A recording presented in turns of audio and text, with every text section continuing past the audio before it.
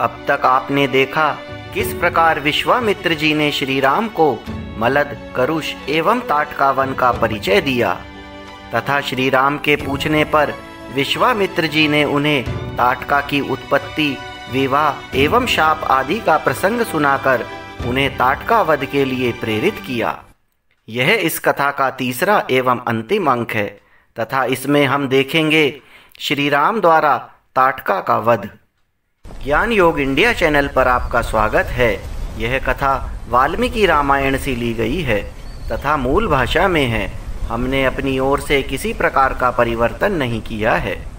मुनि के उत्साह भरे वचन सुनकर दृढ़तापूर्वक उत्तम व्रत का पालन करने वाले राजकुमार श्री राम ने हाथ जोड़कर उत्तर दिया, भगवान, अयोध्या में मेरे पिता महामना महाराज दशरथ ने अन्य गुरुजनों के बीच मुझे यह उपदेश दिया था कि बेटा, तुम पिता के कहने से पिता के वचनों का गौरव रखने के लिए कुशिक नंदन विश्वामित्र की आज्ञा का निशंक होकर पालन करना, कभी भी उनकी बात की अवहेलना न करना। अतः मैं पिता के उस उपदेश को सुनकर आप ब्रह्मवादी महात्मा की आज्ञा से ताटका वध संबंधी कार्य को उत्तम मानकर करूँगा, इसमें संदेह नहीं है। गौ, ब्राह्मण तथा समूचे देश का हित करने के लिए मैं आप जैसे अनुपम प्रभावशाली महात्मा के आदेश का पालन करने को सब प्रकार से तैयार हूँ। ऐसा कहकर शत्रु दमन श्री राम ने धनुष के मध्य भाग में मुट्ठी बांधकर उसे जोर से पकड़ा और उसकी प्रत्यंचा पर तीव्र टंकार दी। उसकी आवाज़ से संपूर्ण दिशाएं गूंज उठी। उस शब्द से ताटका वन में रहने वाले समस्त प्राणी थर्रा उठे। ताटका भी उस टंकार से पहले तो किंकर्तव्य विमूढ़ हो उठी, परंतु फिर कुछ सोचकर अत्यंत क्रोध में भर गई। उस शब्द को सुनकर वह राक्षसी क्रोध से अचेत सी हो गई थी। उसे सुनते ही वह जहाँ से आवाज़ आई थी उसी दिशा की ओर रोषपूर्वक दौड़ी। उसके शरीर की ऊंचाई बहुत अधिक थी। उसकी मुखाकृति विकृत दिखाई देती थी। क्रोध में भरी हुई उस विकराल राक्षसी की ओर दृष्टिपात करके श्री राम ने लक्ष्मण से कहा, लक्ष्मण, देखो तो सही, इस यक्षिणी का शरीर कैसा दारूण एवं भयंकर है। इसके दर्शन मात्र से भीरू पुरुषों के हृदय विदीर्ण हो सकते हैं। माया बल से संपन्न होने के कारण यह अत्यंत दुर्जय हो रही है। देखो, मैं अभी इसके कान और नाक काटकर इसे पीछे लौटने को विवश किए देता हूँ। यह अपने स्त्री स्वभाव के कारण रक्षित है, अतः मुझे इसे मारने में उत्साह नहीं है। मेरा विचार यह है कि मैं इसके बल पराक्रम तथा गमन शक्ति को नष्ट कर दूं, अर्थात इसके हाथ पैर काट डालूं।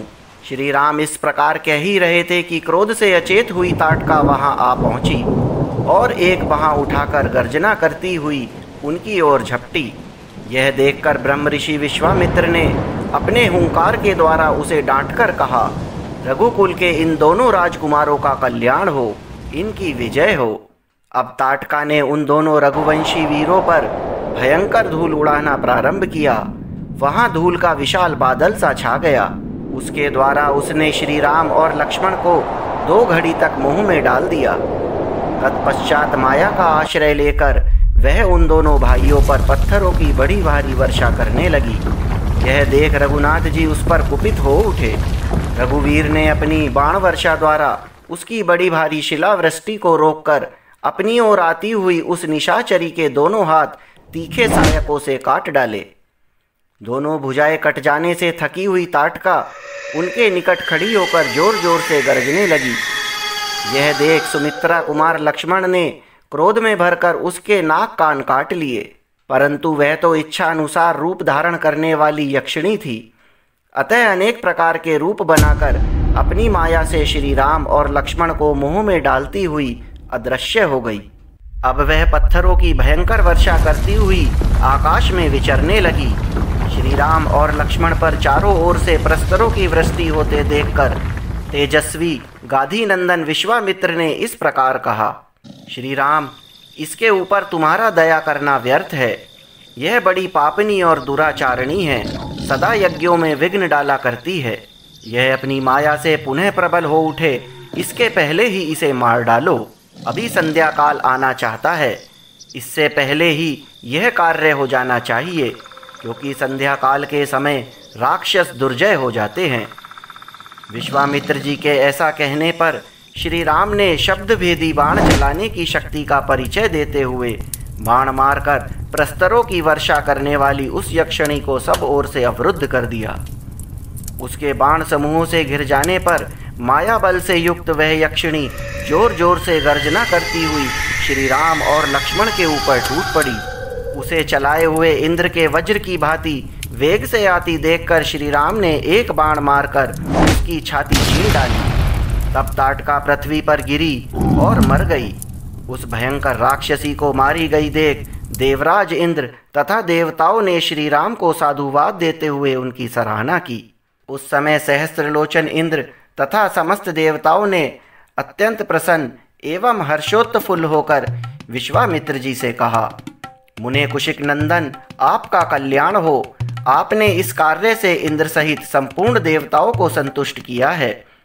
अब रघुकुल तिलक श्री राम पर आप अपना स्नेह प्रकट कीजिए। ब्राह्मण प्रजापति कुश्वाश्व के अस्त्र रूपधारी पुत्रों को, जो सत्य पराक्रमी तथा तपोबल से संपन्न हैं, श्री राम को समर्पित कीजिए।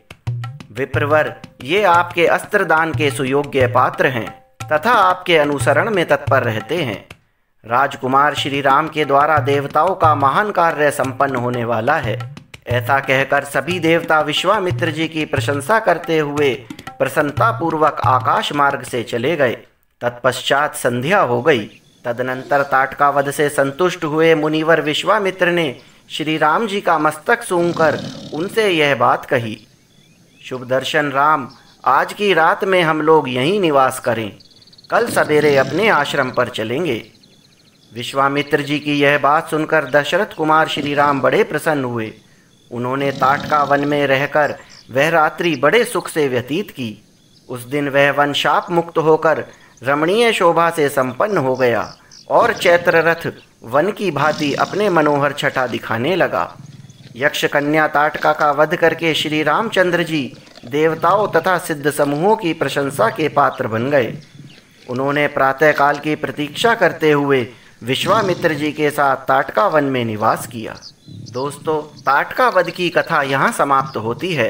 कमेंट बॉक्स में आप हमें बताएं आपको यह कथा कैसी लगी और कौन सी कथाएं आप सुनना चाहते हैं। लगातार अपडेट्स के लिए आप हमारे चैनल को सब्सक्राइब करें।